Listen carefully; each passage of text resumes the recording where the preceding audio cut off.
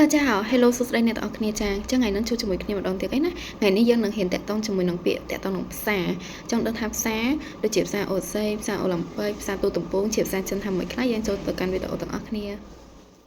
好同学们第一ផ្សារទី1乌亚西市场乌亚西市场គឺយើងបកថាផ្សារអូឫស្សីផ្សារអូឫស្សីណា好，第二遍第 B， 奥林匹克市场，奥林匹克市场គឺយើងបកថាផ្សារអូឡ িম্প ពិកផ្សារអូឡ িম্প ពិកទី3ផ្សារទី3中央市场中央市场គឺយើងបកថាផ្សារថ្មីផ្សារថ្មី好第4ផ្សារទី4沙利波市场沙利波市场គឺយើងបកថាផ្សារដេប៉ូផ្សារដេប៉ូ好第5ផ្សារទី5俄罗斯